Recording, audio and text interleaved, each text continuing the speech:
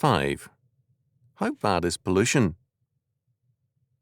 I reported on the data concerning pollution in the United States in the days of the horse and buggy.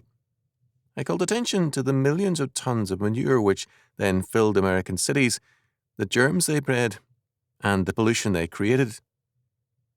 Now, I have some data on London in 1890.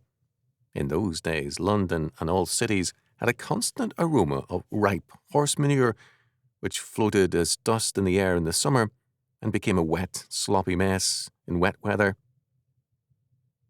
The reports of the day indicates that foot traffic was difficult. The manure soup splashed up on everyone as the carriages went by.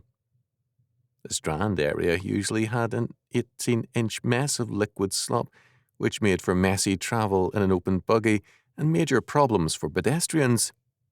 This was not all. The noise pollution of horses was far greater than that of automobiles. The pounding of innumerable horseshoes, 4 to a horse on the pavements, was far more noisy than the sound of a motor. Moreover, wagon and buggy wheels did not have rubber tires and were themselves noisy and often squeaky.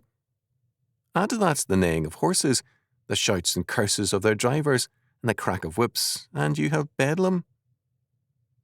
Of course, if you want real pollution, go back 200 years to 1783.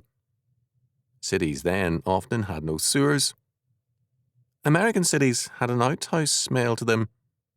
In many cities in Europe, chamber pots were emptied into the streets from upstairs windows.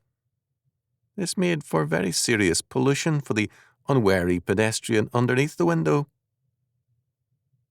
Now, by comparison, we don't know what pollution is today. This does not mean that we should not continue to improve our situation, but it does mean that the cause of truth and freedom has not been served by misrepresenting the problem. Technology has not increased, but has rather decreased pollution.